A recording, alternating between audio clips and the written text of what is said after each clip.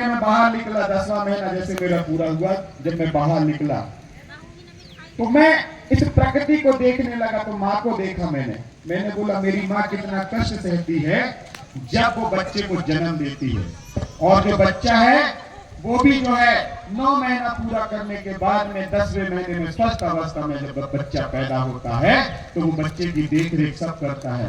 मुझे भी ऐसा लगा कि इस समाज में, इस प्रकृति ने मुझे 10 महीने तक अपनी कोख में रखा और एक नया राधे श्याम का तौलिया पैदा किया है, जो इस समाज को जगाने के लिए, जो इस समाज के लिए मरने के लिए और इस समाज को सिखाने के लिए अब आ गया है। लेकिन मैं आपसे कुछ मांगूंगा, देना चाहेंगे आप? पक्का देंगे ना? संकल्प करो, हाथ ऊंचा करो। दादा हीरा सिंह मकाम बोलते थे ऐसे बंद मुट्ठी करना है। आप लोग सब संकल्प करो कि मेरे को, मैं जो मांगूंगा वो दोगे। बस मुझे 2 चीज चाहिए, तीसरी चीज मैं खुद ले लूंगा। देंगे 2 चीज? अपने मन में और अपने दिल में जगह देना। कहां जगह चाहिए मुझे? आपके मन में और आपके दिल में। बाकी समय तो मैं खुद आपसे ले लूंगा। देंगे? पक्का देंगे ना? अपने मन में और अपने दिल में जगह देना, बाकी मुझे कुछ नहीं चाहिए। तीसरा चीज जो है वो है समय। जब मन में और दिल में आप जगह दोगे तो समय में आपका ले लूंगा। ठीक है? आज हम, क्योंकि मेरे को वहां भी जाना है, 2-3 जगह कार्यक्रम है,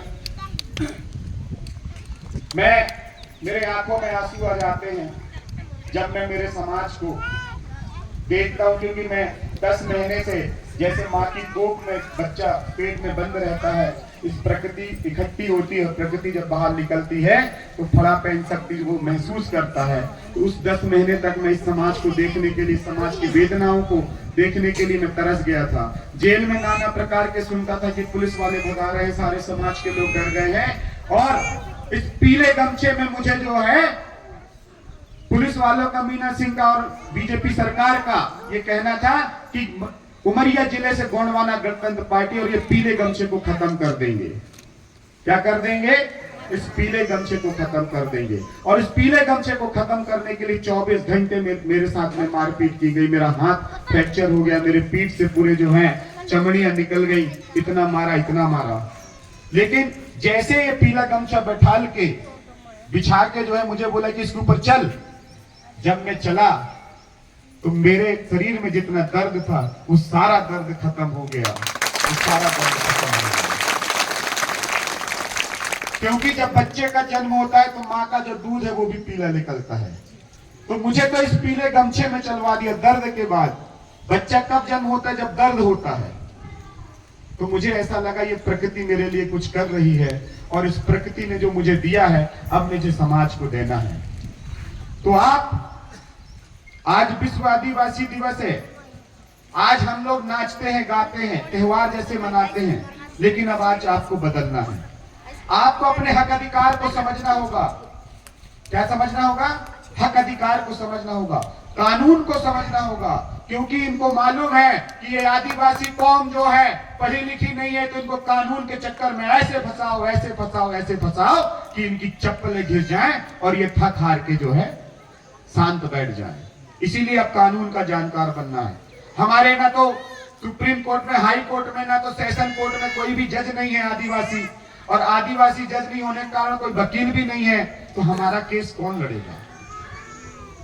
आज हम तकरीबन 150 लोग हैं जेल में बंद थे, आ रहे थे, जा रहे थे। सबने जो है यहाँ वहां से जुगाड़ करके 20 से 25 लाख रुपए खर्चा कर दिया होगा, वकीलों ने खींच लिया उनका पैसा। क्या ये समाज के नेताओं को समझ में नहीं आया? क्या मीना सिंह को, लल्लू सिंह को समझ में नहीं आया कि ये सामाजिक लड़ाई थी, ये जल जंगल जमीन की लड़ाई थी, और उस जल जंगल जमीन से जो कोयला की खदान निकलती है, जो जल से रेत निकलता है, जो जंगल से लकड़ियां निकलती है, बांधवगढ़ को देखने के लिए जो है पूरे विश्व से आते हैं लोग। तो उससे कमाए हुए पैसे को क्या हम आदिवासियों के जो आज षड्यंत्र के तरीके से फंस गए हैं, तो क्या हम उनके लिए कुछ नहीं कर सकते? तो ये नहीं सोचेंगे। तो अब हमको जल जंगल जमीन की लड़ाई लड़ना है और उस पे मालिकियत के साथ में हमको काम चाहिए। अभी मालाचुआ में कोयले की खदान निकली है ना, क्यों अध्यक्ष महोदय जी? ओपन कास्ट है, बहुत सारे लोग वहां से विस्थापित हो रहे हैं। अब हम शर्त रखेंगे कि जो कंडिका आपने दी है 2013 के विस्थापन अधिनियम धारा 4 में, तो उसके तहत हमको घर के बदले घर चाहिए और 1 एकड़ जमीन के बदले 2 ट्रक चाहिए।